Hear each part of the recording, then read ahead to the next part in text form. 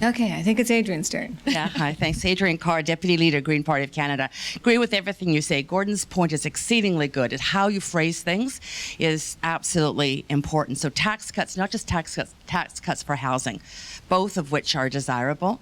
And Michael, regarding your parking lots, don't forget this has got to be a holistic plan. I love that idea of the parking lot conversion, but you've got to couple it on a policy level with transit, like really good transit systems. So I think as long as we keep linking things. I have a question. First of all, I agree with everything you've said. This is awesome. This is a federal election year, probably month. And so I hope you get your questionnaires out there and get to all candidates' meetings, because I think you need to be. I have two questions, and it has specifically to do with the fact that, number one, you went through this whole talk without mentioning CMHC, which sort of surprised me. And I'm wondering what you see as... Yeah. I'm wondering what you see as the vehicle to deliver some of the additional federal government support that's needed. I mean, we have not had non-market housing since the federal government got out of it in 1996, right?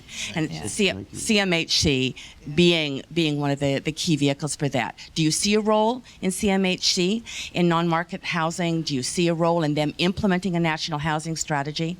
And my second question, just so we can have them both at once.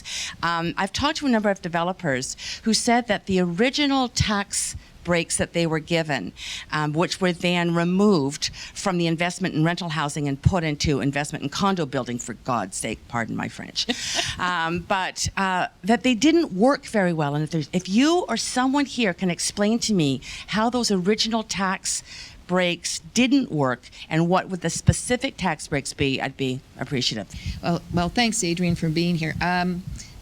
Actually, in fact, they did work. I mean, we created a heck of a lot more rental housing in those days, and it was a good option. And you were able to produce it efficiently. You were able to write off, sort of losses. We mentioned these same things. What we're going back to, we called it the MERB program, and Michael Galler's here. You can go into more detail. And they did work. Construction today of housing is really, really complicated. Wayne mentioned earlier how we had simple housing forms in the old days. I remember going around the province with then Grace McCarthy promoting the AAA home, which was your basic little box home. You didn't really come with landscaping. It came with an unfinished basement, but you were able to fix it up as you could afford to do. Today, we have housing is not only about shelter, but every time you buy a home, you're paying for a community center, you're paying for a whole bunch of amenities that are not really attached to your house. You're paying for parks and a whole bunch of other things, and you're paying high standard. You're paying for energy efficiency standards and a whole bunch of things. It's very, very complex. So the need for some sort of tax consideration is greater than it ever has been. Will it be as successful in the past? Well, we hope it will build a lot more housing than we're currently building, which is pretty limited.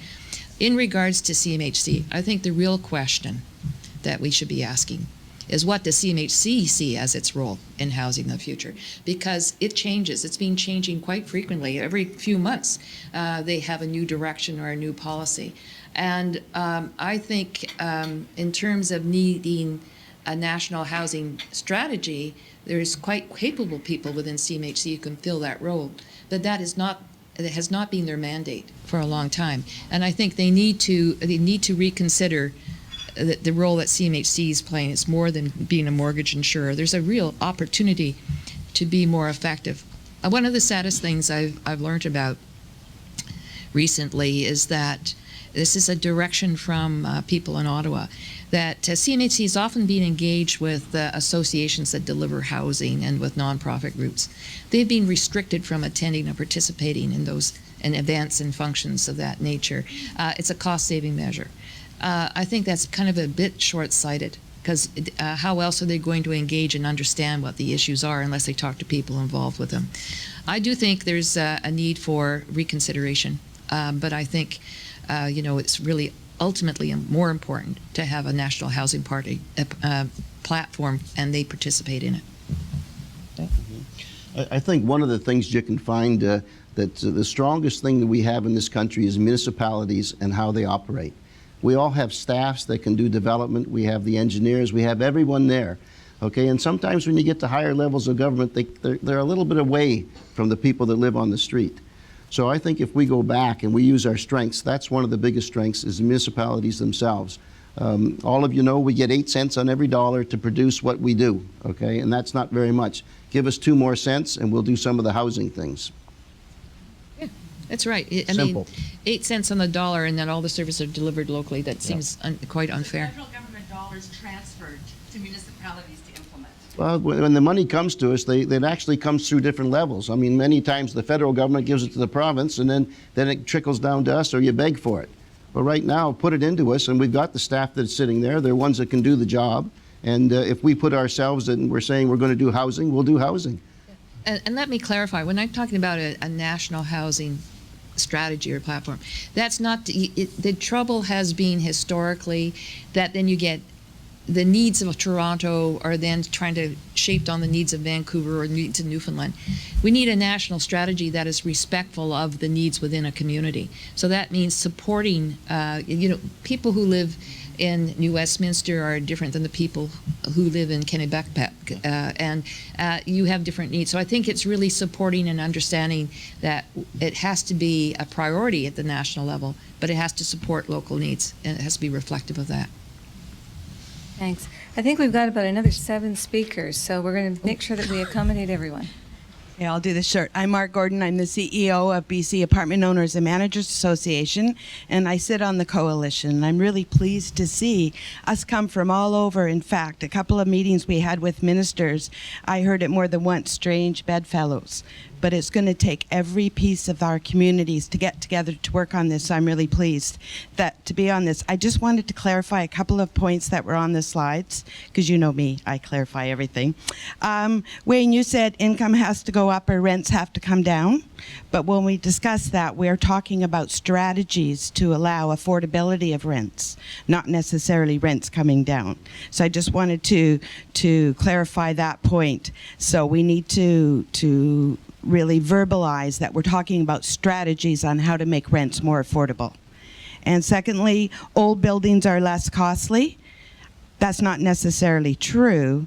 And I don't know whether you were referring to operating them or the rents. If we're looking at operating them, they're much, much higher cost. They're energy hogs. The average age of buildings is 56 years old. Rental apartment buildings need a lot of renovation and a lot of updating. So they're not really less costly unless you were talking rents. And cost of rental housing will rise. The cost of rental housing will rise through cost to build it. That's why we're not building it. And I think that's what you were talking about. And thirdly, there's a new minister of state, the Honorable Naomi Yamamoto. And I met with her on our issues with the apartment owners. She's really interested in the coalition. She wants to talk about streamlining all the development costs that could go into building a building and see how we could work together. So she'd like to meet with you too. And thank you so much for doing today. Thank you. So, Bruce, I think we'll move on to the next one. Good morning. I'm Mark Guslitz. I'm with HOK Architects, actually based in Toronto, but I'm here visiting our office here in Vancouver. And I just have some fairly random observations based on, after seeing the statistics that you put on the screen, comparing the two cities. I do applaud your efforts to get anything off the ground, given the daunting statistics that you face. I mean, in Toronto, and I think the numbers were quite accurate. It should be much easier to do what you're trying to do here, but it's still not easy. And if it's not easy at the levels we're at, then it must be next to impossible here. What changed in Ontario, and it's, again, somewhat different than here, is when the provincial government downloaded all housing to the municipalities, it forced municipalities, including the City of Toronto, to step up and begin to examine the things that you're examining now in a fairly cohesive fashion. And and a variety of things came together to allow essentially the private sector to step up and begin to look at rental housing for the first time in many years. They hadn't. And a lot had to do with the very mechanisms that you're talking about, the array of things that a municipality can provide if they're willing to. In Toronto, the package that was essentially made available to the private sector was a waiver of property tax on rental housing, a waiver of all building permit fees and all the various fees that one would have to pay to develop housing, and an expedited planning process and approvals process, and the array of things that were within the municipal purview to provide.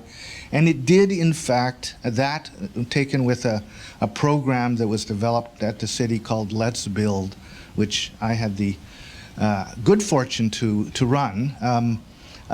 We managed to package this, put it out to the private sector, along with some land availability. The city did make some parcels of land available at no cost to these developments, and in combination, about, I would say, almost 3,000 units of rental housing was created by that little program. And that was at a time when the province, there weren't really any funding programs, capital programs that might have assisted. So it was possible. Now, admittedly, it certainly is more daunting when you have the numbers here that would make it very hard for a private sector company to create rental housing. The other aspect of it, and as an architect, I'm required by law to talk about innovation and creativity, and there was a lot of innovation, which I do see here in Vancouver as well, but some of the things were like dropping manufactured housing on top of existing buildings and creating, essentially creating where there was already buildings, some new rental housing. Container, not shipping containers in the way that, and I know in Vancouver there's some talk of doing that type of thing, but some of the things that Michael mentioned, parking lots and looking at manufactured housing on parking lots, church parking lots in particular, who were having diminished congregations and found that they had extra space on what were often large parking areas. I mean, you have to cobble together such an array of efforts that, you know, it can be very tiring, but it did result in a re-stimulation of an industry there, and it seems that it could happen here. And I think that in terms of, again, some of the things that Michael says, when it comes time to call that widow, I think you should have Michael make that call. Thank you. I think that is, I appreciate your comments. I think we all do as part of the coalition. I mean, it's very hopeful, and we do realize, you know, we have to have a complete array of options available to meet our circumstances. We do have some very creative people. Michael does have some very creative ideas about rental housing too, and I think it's the real challenge is, do we have the will? And I can tell you that members of the coalition, and I know Wayne and I are in complete agreement about this, we really have strong will. And we're very determined not to go away until we solve the problem.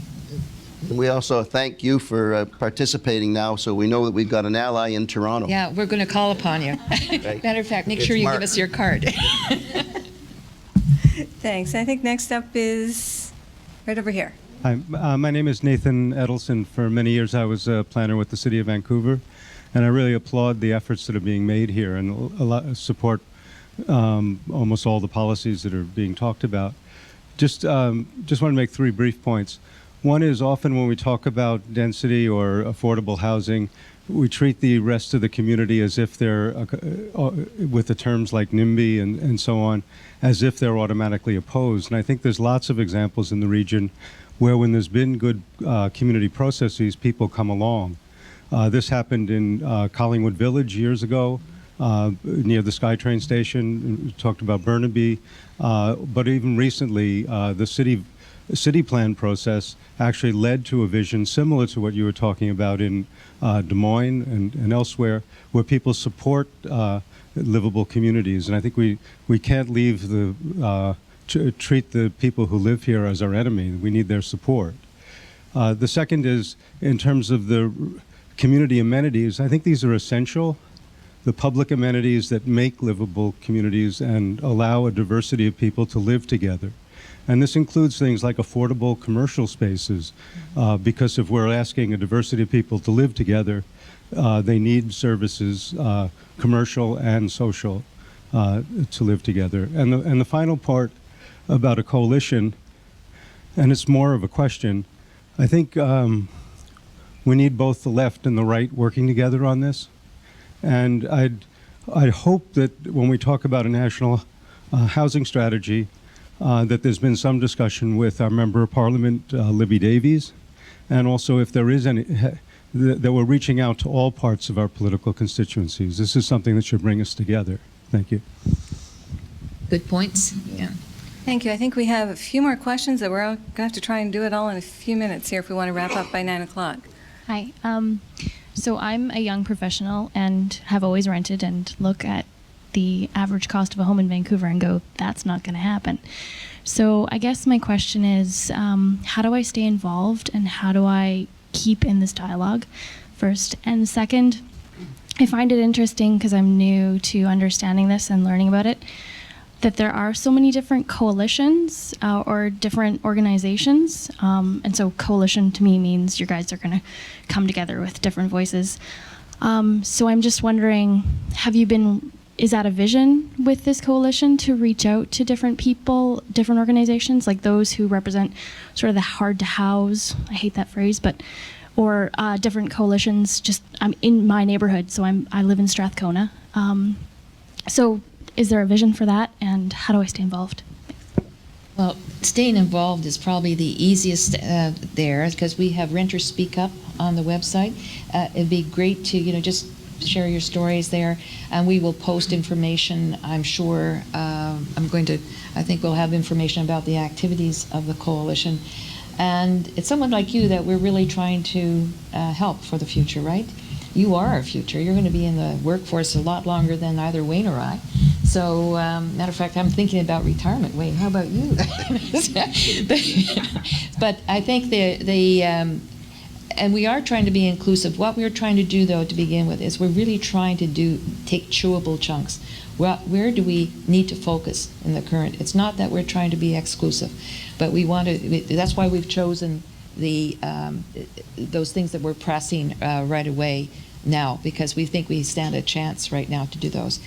But this is a big issue, and there's so many. Housing is so important for so many different reasons, and so many different people within society, and we're not going to let that suffer. But we have to, in the short term, we've got a few things that we have to accomplish in a short period of time.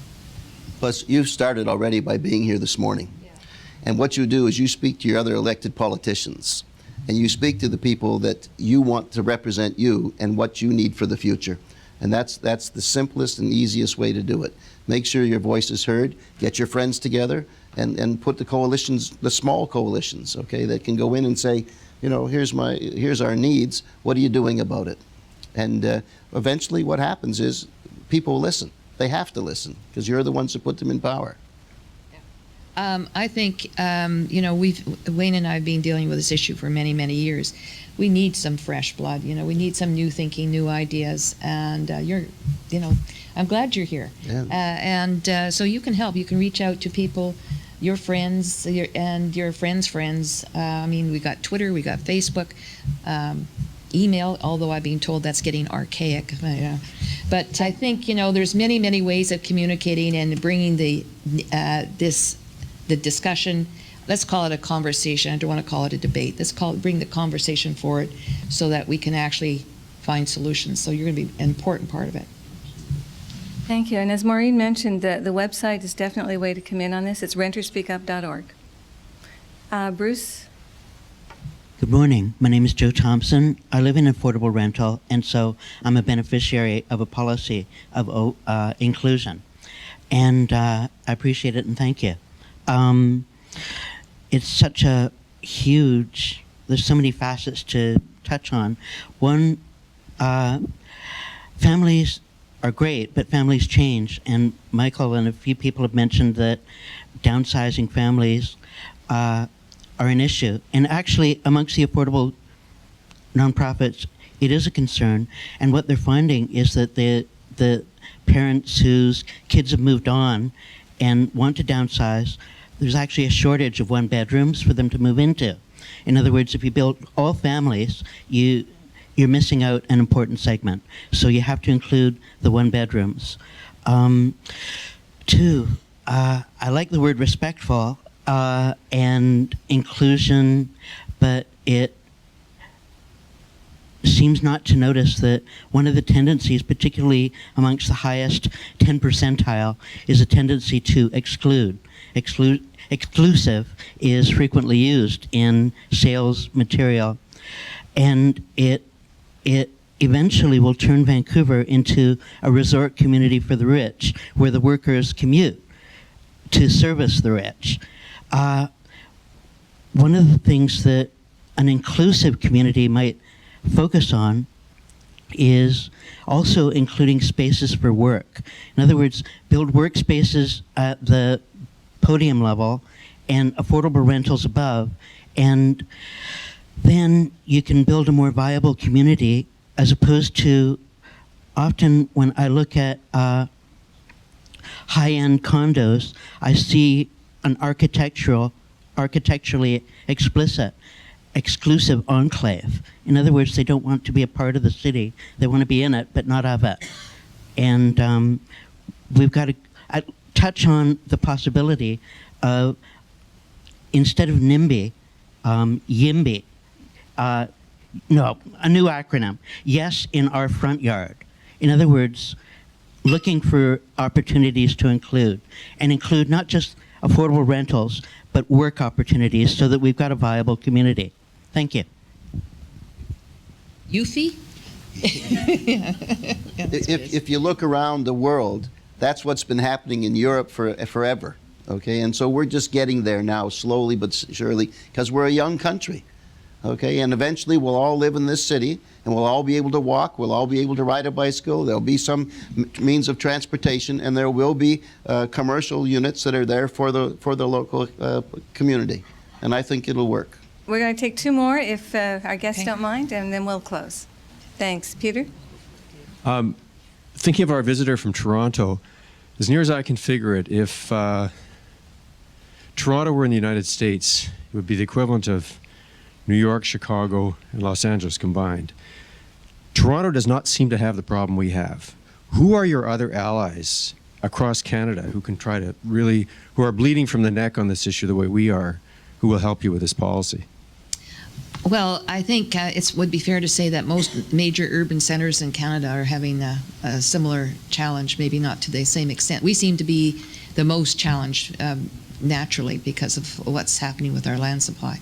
But there is, I think in urban centers right across the country, we do have people who are listening to us. And in fact, we didn't mention, but we are taking our concerns, and we have talked to the big city mayors are aware of it, and FCM, we're going to be collaborating with them. Those are the people that really have the, 87% of Canadians actually live in urban centers. So it's really a city's issue. And when you look at how many major cities we have across the country, we really don't have all that many. And most of them are still having a degree of the problem to some extent. And the beauty about the coalition is that they all have their own other groups in the other parts of the country. So they'll know what's their problem, and we'll collectively do it together. So we'll ask the BC apartment owners, they'll go right across this country and find out what the issues are, and then collectively we'll put the things together. That's what the plan is. There is one more, Joanne? Hi, my name is Fulton Tom. I want to investigate this issue of overhousing a little bit more, and also being a resident of New Westminster, I also want to put Ware Main right on the hot seat. My family will probably be overhoused in a few years from now when my adult sons move out. And I think that there's a grand opportunity to follow Vancouver's lead in allowing laneway houses. I can certainly see myself and my wife wanting to remain in our neighborhood for the rest of our lives, but not living in the same structure that we're currently living in. In fact, I think part of the problem with getting these widows out of their 3-bedroom apartments may be the fact that they don't want to leave their neighborhood. My 3-4 block neighborhood, I have established long life relationships. I don't want to leave that neighborhood, but I don't see a lot of options in remaining in that neighborhood other than to remain in my current structure. So having laneway houses, allowing people to remain on their properties, moving into their laneway house while making available their main structure for others for rental, I think is a solution that New Westminster needs to investigate, and I hope that Mayor Wainwright will lead the charge in doing that. That's an easy one to answer. Join me. I'm already there. Okay, anything that we can do. Our city has wonderful lanes, size-wise, that we can put the places in, and it is something that we're looking at right now. So we have one more question. I'm sorry, we're a little bit over our commitment to always get you out at 9 o'clock, but if we can just accommodate one more. My name is Rita Elliott, and I'm with the West End Seniors Network in SHAG, which is Seniors Housing Advocate Group. And we're starting dialogues starting in April, and we need 12 for our Canadian-born. And there's 3 others. There's like people who have ethnic backgrounds, and also the gay and lesbian community. And we need 12 for our Canadian one, starting senior dialogue on seniors housing in the West End. It is so needed. Thank you. So I think at this point we would like to thank both Maureen and Wayne for the fabulous presentation, the generous amount of your time. This was just fascinating. I think we're going to have to bring this back. There's obviously a lot of interest in this topic. So a big round of applause for Wayne and Maureen.